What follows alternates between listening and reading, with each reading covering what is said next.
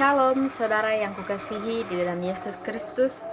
Saya yakin dan percaya dimanapun saat ini kita berada, kita senantiasa sehat di dalam lindungan Tuhan. Amin. Saudara, pada hari ini saya akan menyampaikan firman Tuhan yang terambil di dalam 1 Korintus pasal yang ke-13 ayat yang ke-4 sampai 5 dengan perikop kasih. Demikianlah firman Tuhan. Kasih itu sabar, kasih itu murah hati, ia tidak cemburu, ia tidak memegahkan diri dan tidak sombong, ia tidak melakukan yang tidak sopan dan tidak mencari keuntungan diri sendiri, ia tidak pemarah dan tidak menyimpan kesalahan orang lain. Amin. Firman ini saya mengambil tema yaitu kasih Kristus. Firman ini mengajarkan supaya setiap kita hidup di dalam kasih Kristus. Supaya setiap kita yang hidup di dalam kasih Kristus, hidup kita akan berkemenangan. Kasih merupakan tindakan, tidak hanya sekedar kata-kata, namun suatu hal yang harus kita lakukan, yang harus kita buktikan, yang harus kita nyatakan, yang harus kita lakukan bagi setiap orang-orang. Mungkin tidak gampang untuk melakukannya dan menunjukkan kasih itu kepada semua orang. Lagi di mana sekarang ini, di zaman saat ini, orang hanya yang kebanyakan mementingkan dirinya sendiri. Namun bukan berarti kita tidak bisa melakukan kasih kepada orang-orang di sekeliling kita. Mungkin dengan hal-hal yang sederhana, dengan mengasihi orang tua, orang-orang sekeliling, yaitu seperti menghormati orang tua, di mana setiap kita sebagai anak harus menghormati orang tua.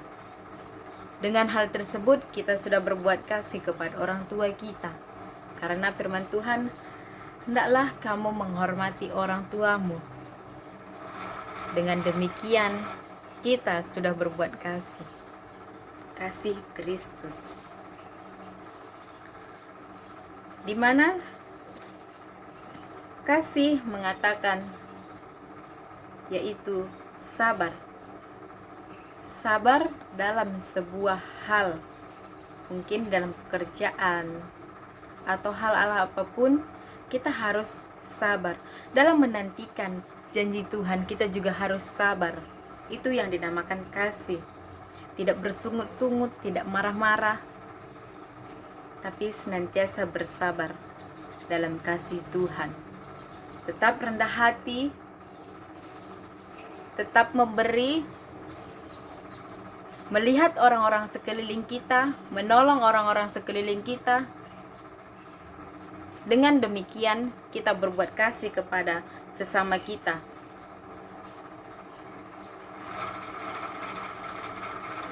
Kasih itu tidak sombong.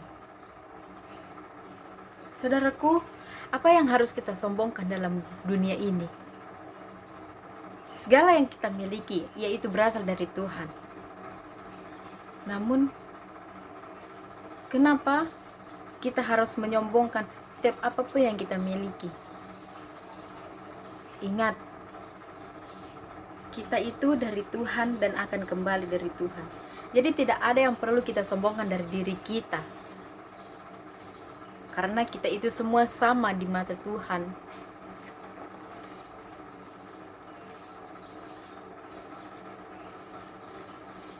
Kita tidak perlu marah-marah dalam menghadapi setiap masalah, namun tetaplah bersabar, rendah hati, agar hidup kita senantiasa hidup di dalam kasih Tuhan, kasih Kristus. Kasih itu indah, di mana setiap kita menikmati hidup ini dengan kasih, hidup kita akan terasa indah, terasa lebih menyenangkan. Anda bayangkan saudara, Jika setiap hal-hal apapun, setiap Anda menjalani hidup Anda dalam kasih, Anda tidak akan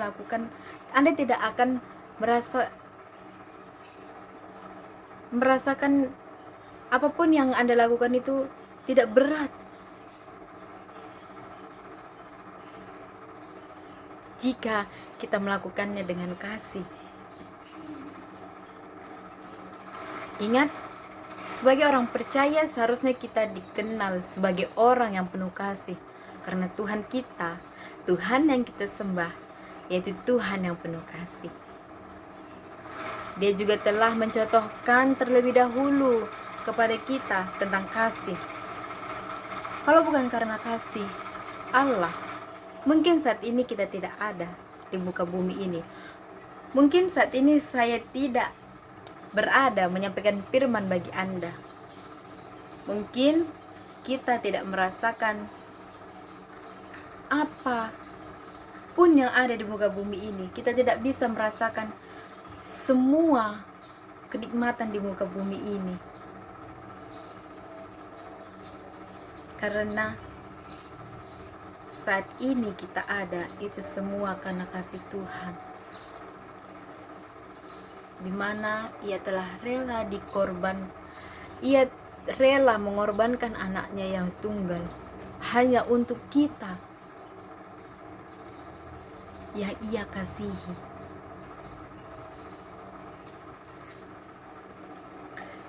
Namun saudaraku,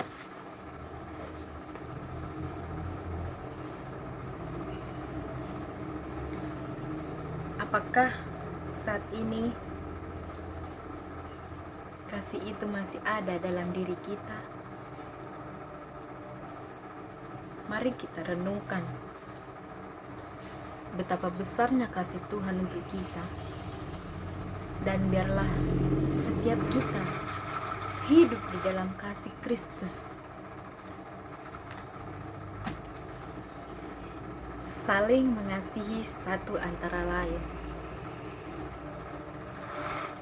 tidak sombong, tidak mementingkan diri sendiri, selalu murah hati, selalu sabar dalam menghadapi cobaan-cobaan,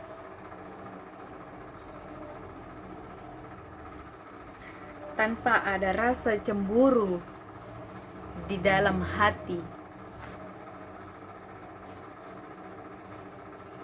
dan selalu melakukan yang baik, yang sopan bagi sesama kita manusia. Nah, saudaraku, sesudah Anda mengetahui apa itu kasih, apakah Anda sudah melakukannya? Apakah Anda sudah berbuat kasih bagi sesama Anda, bagi orang-orang sekeliling Anda, bagi saudara-saudara Anda, bagi orang tua Anda? Apakah Anda sudah melakukannya?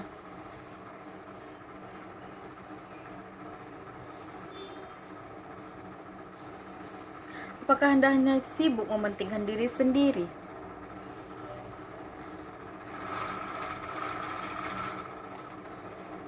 Memegahkan apa yang ada pada Anda, menyombongkan apa yang ada pada Anda.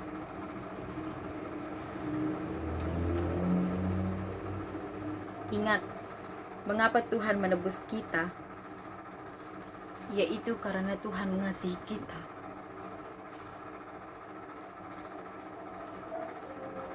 Mengapa Tuhan mengasihi kita? Mari kita renungkan betapa besar kasih Tuhan bagi setiap kita. Biarlah setiap kita juga selalu berbuat kasih bagi orang-orang sekeliling kita. Nah, saudaraku, ada 3 hal tentang kasih yang harus Anda ketahui, yaitu 1.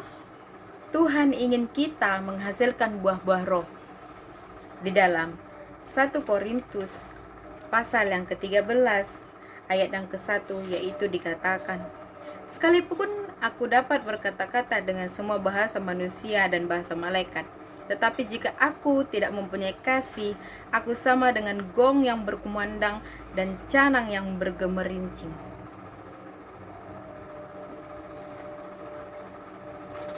Firman ini kembali mengingatkan bahwa kasih adalah salah satu dari buah-buah roh yang penting untuk kita dan tunjukkan kepada semua orang agar mereka juga dapat merasakan dampak dari buah roh kehidupan. Apa itu buah-buah roh? Yaitu kasih, sukacita, damai sejahtera, kesabaran, kemurahan, kebaikan, kesetiaan, kelemah kelembutan, serta penguasaan diri.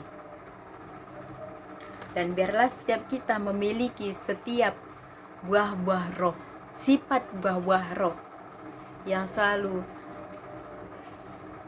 mengasihi, selalu bersukacita, menunjukkan damai sejahtera bagi sesama kita, selalu sabar, kemurahan hati, selalu berbuat baik, selalu setia dalam perkara-perkara apapun, dan selalu memiliki hati yang lembah lembut, serta penguasaan diri yang penuh.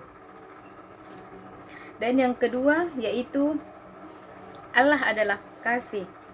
Di dalam 1 Yohanes 4 ayat yang ke-7 sampai ke-8, yaitu yang berkata, "Saudara-saudara yang kukasihi, marilah kita saling mengasihi, sebab kasih itu berasal dari Allah, dan setiap orang yang mengasihi lahir dari Allah dan mengenal Allah.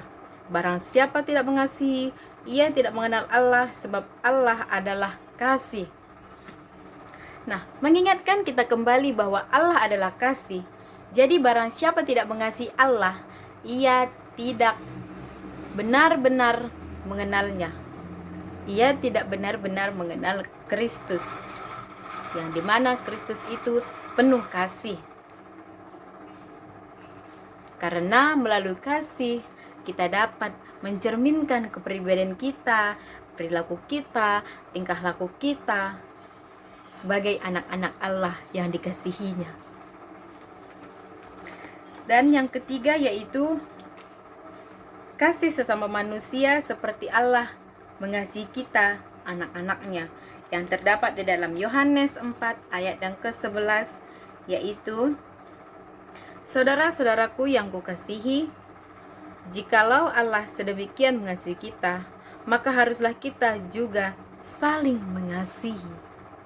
Saling mengasihi satu dengan yang lain, saling mengasihi, saling menolong, saling menopang satu dengan yang lain, dengan orang-orang sekeliling kita, dengan orang tua kita, dengan saudara-saudara kita, bahkan dengan orang yang berbeda agama dengan kita, berbeda ras, kita tetap saling penuh kasih. Dengan demikian, kita bisa selalu mengingatkan bahwa Tuhan selalu mengasihi kita tanpa syarat. Ingat, Tuhan mengasihi kita tanpa syarat. Maka dari itu, kita perlu memiliki sikap hati seperti Tuhan untuk selalu mengasihi. Selalu mengasihi. Nah, saudaraku, biarlah dengan firman tersebut kita bisa merenungkan arti firman ini, biar supaya setiap kita hidup dalam kasih Tuhan. Hendaklah setiap kita hidup dalam kasih Tuhan, karena kasih Tuhan itu sangat penting dalam kehidupan kita. Jadi, jangan lupa untuk mengasihi sesama kita, manusia, seperti Tuhan mengasihi kamu dan kamu mengasihi Tuhan, serta mengasihi dirimu sendiri.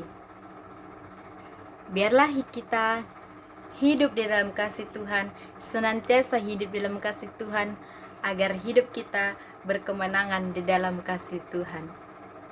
Demikian firman yang saya sampaikan, kiranya dapat bermanfaat bagi kita semuanya. Sekian firman tersebut yang saya sampaikan. Terima kasih. Shalom.